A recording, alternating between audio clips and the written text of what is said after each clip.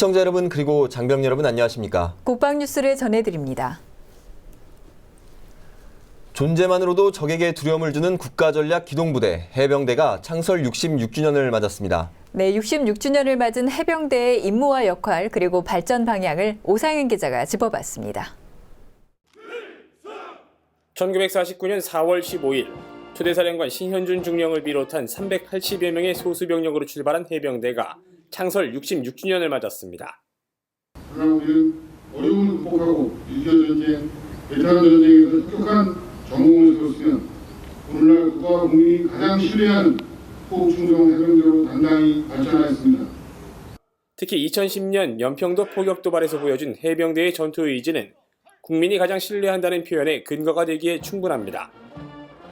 북한군의 포격을 맞고도 단 13분 만에 대응 사격을 했던 해병대원들의 전투태세. 포격이 발생한 순간에 본인의 안위보다는 임무를 먼저 생각하고 부대로 복귀하다 전사한 고 서정우 하사와 고 문광옥 일병은 국가에 대한 충성과 해병대원의 명예를 대표하는 표상이 됐습니다. 호국충성 해병대의 모습은 철저한 교육훈련이 있기에 가능했습니다. 전술훈련 평가 대상과 주기를 확대해 연중 균형된 전투력 수준을 유지하고 평가 체계를 개선해 상륙작전 임무 수행 능력을 극대화하고 있습니다. 또 정기적인 한미 연합 상륙작전 훈련은 물론 다국적군 평화유지 활동의 일환으로 실시하는 코브라 골드 훈련에 이르기까지 주어진 임무와 상황에 맞춰 신속하게 대응할 수 있는 경량화 첨단화된 조직으로 거듭나고 있습니다. 더욱이 지난해 9월 항공병과 재창설을 시작으로 공지기동부대를 구현하기 위한 항공단 창설에 박차를 가하고 있습니다. 우리 한국 해병대의 어떤 전력을 갖춰주는 것을 넘어서서 신속 대응을 함으로 인해서 예방되고 또 손실이 최소화되는 그런 국가적인 전반적인 차원으로도 그게 기여가 된다고 보는 거기 때문에 일반적으로 지금 진행하고 있는 항공단 창설에 대한 그런 부분들도 결국은 그런 기동성을 높이는 차원에서는 굉장히 필요하고 중요하다. 과거의 명성에 안주하지 않고 미래 전장 환경 변화에 효과적으로 대응할 수 있는 부대로 지속 가능한 성장의 기반을 마련하고 있는 해병대의 도전이 본격화되고 있습니다. 국방뉴스 오상현입니다. 북한의 사이버 위협이 갈수록 높아지고 있습니다. 이에 철저하게 대응하기 위해선 사이버 인재 양성이 시급해 보이는데요. 국회의원 회관에서 사이버전 대비 방안을 주제로 열린 토론회에 윤현수 기자가 다녀왔습니다. 북한은 지난 15년 동안 해커 3천여 명을 키우면서 사이버상에서 무슨 일을 저지른 것인가? 이에 대한 우리의 대응은 무엇인가? 발표에 나선 한동미디어대 한희 교수는 북한 해커들은 남한 주요 기관 전산망을 뚫기 위해 매일같이 접근하고 있다고 지적했습니다. 중요한 건 표적은 언젠가 뚫리고야 만다는 사실입니다. 이런 위기 상황에 우리의 대응은 아니하기만 합니다. 한 교수는 남한의 거의 모든 컴퓨터가 이미 오염됐을 것이라고 주장했습니다. 적은 국가 기능의 50% 이상을 마비시키기 위한 장기 공작 중이고 국가 공황 사태와 국가 리더십 파괴가 목표라고 강조했습니다. 한 교수는 국군 사이버 사령부가 군의 최고 엘리트 집단이 돼야 한다면서 사이버 전력의 재정비가 시급하다고 밝혔습니다. 지금처럼 기술을 운영하는 시각이 아니라 개념을 개발하는 시각으로 사이버사의 능력을 획기적으로 전환해야 된다. 국방망을 보호하는 개념이 아니라 국가의 최후 수단의 보루로서 오퍼레이션을 준비해야 되고 긴급 대응하는 서트 팀이 아니라 적의 의도를 분석할 수 있는 대한민국의 최고의 집단이 되어야 된다. 토론에 나선 전문가들도 사이버 전력을 키우기 위한 여러 방안을 제시했습니다. 카이다 손태종 정보화 연구실장은 사건이 터져야 모이는 지금 방식으로는 사이버 전력이 발전하기 어렵다면서 컨트롤 타워를 중심으로 한 집중적인 사이버 인력 양성을 강조했습니다. 또 총리실 산하 사이버청을 만들고 민관군 합동수사팀과 상호 유기적인 관계를 유지해야 한다고 덧붙였습니다. 사이버 공간에서 군사적인 우세를 확보하기 위한 방안도 제시됐습니다. 군은 사이버 공간을 군사 영역으로 다뤄야 됩니다. 이 부분을 서로 공유하지 못하고 법적으로 보장을 못 받으면 그건 할 일이 별로 없습니다. 두 번째, 사이버 공간이 그냥 사이버 공간으로서만 끝나는 게 아니고 사이버 공간에서 하는 작전들이 일반적인 물리 작전과 연계가 되어야 된다는 것입니다. 심리전 속에는 사이버 심리전 들어갈 것이고 공격 속에는 사이버도 들어갈 것이고 이런 것들이 혼재되어 있고 이게 같이 일어나는 그런 상황들을 전제로 하지 않으면 작전 개념을 밝힐 수 없습니다. 조선일보 유영원 기자는 미 정보기관의 말을 빌려 북한의 해킹 수준이 세계 최고 수준이라고 강조했습니다. 유 기자는 사이버전에 대해 핵과 미사일처럼 적극적 억제 전략에 준하는 작전 개념과 교전 규칙, 작전 예규를 만들 때가 됐다고 주장했습니다.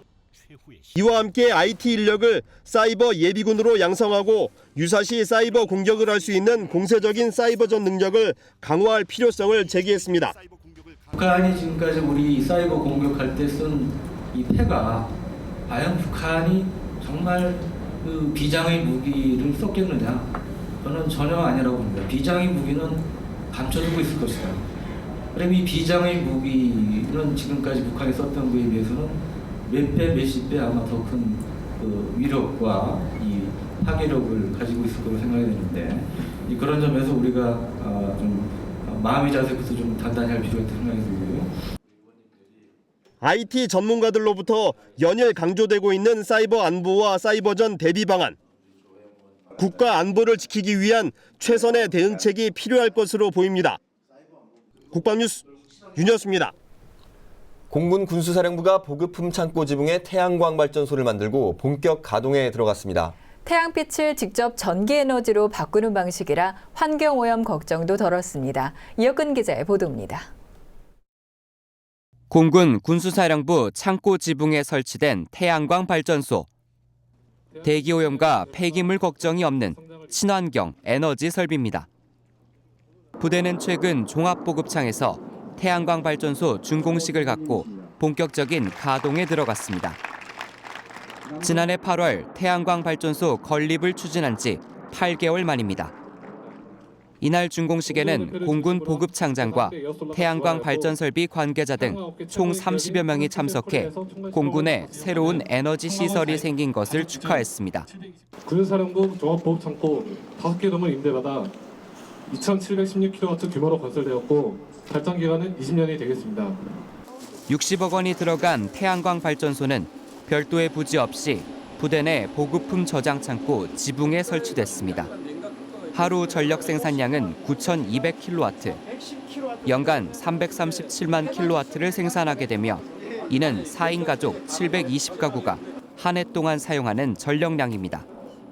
친환경 설비인 만큼 1,400여 톤의 이산화탄소 감소는 물론 소나무 32만 그루를 심는 효과가 있을 것으로 기대됩니다.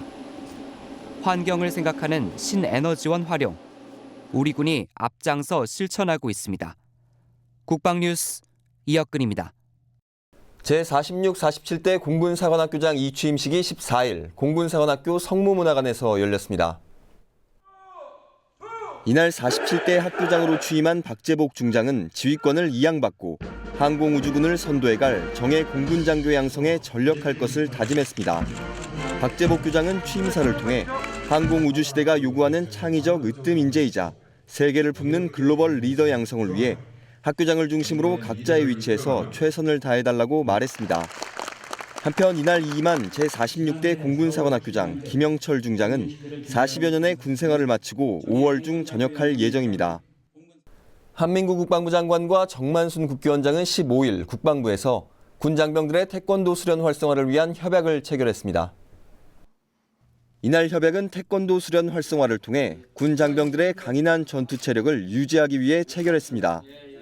이를 통해 군 전투력을 배양하고 건전한 심신 단련을 위해 실질적인 상호 지원과 협력을 강화하기로 했습니다.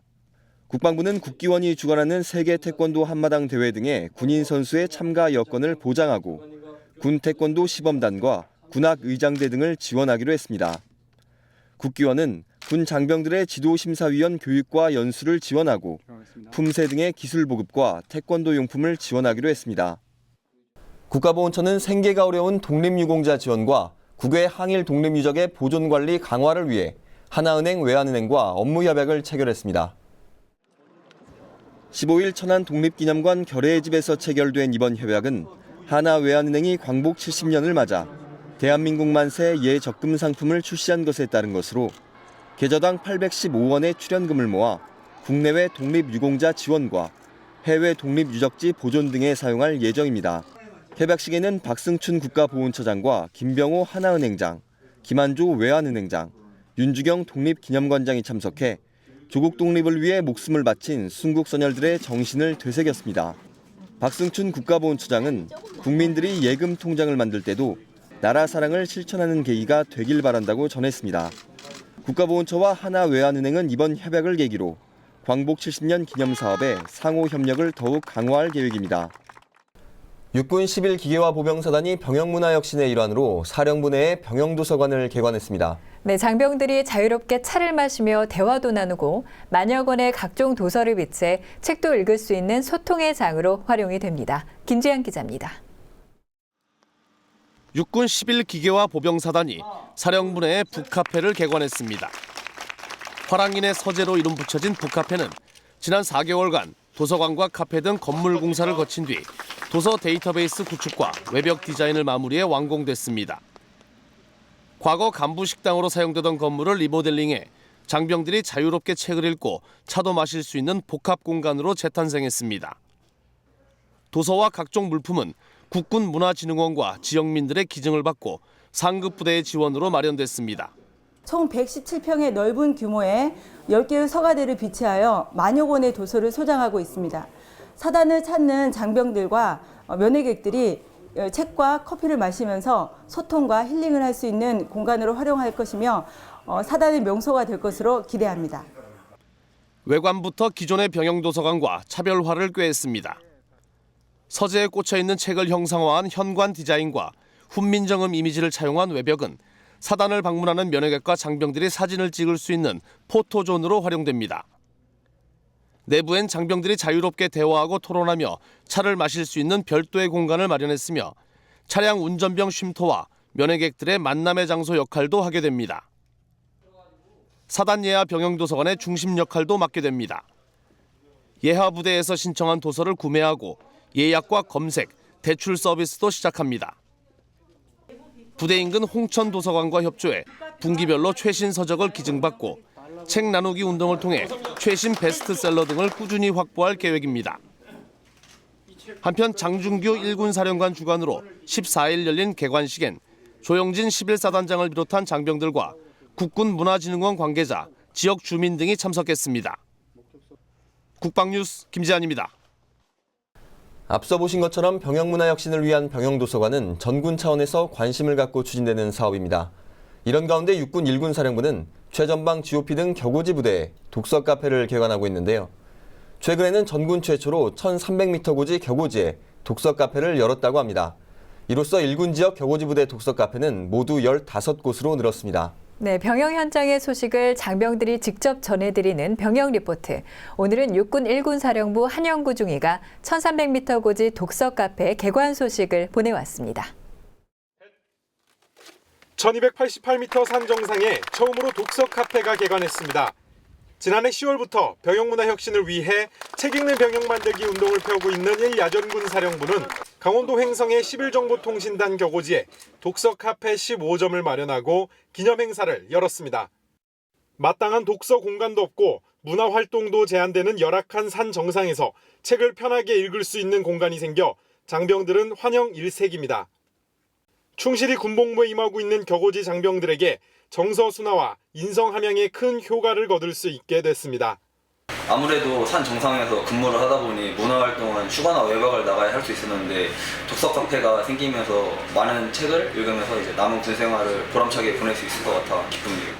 독서 카페는 31호점까지 기증자가 예약돼 있으며 열악한 환경의 최전방 GOP 부대, 해안소초, 격오지 부대에 근무하는 장병들을 위해 독서 카페 기증 릴레이 운동을 이어갈 예정입니다.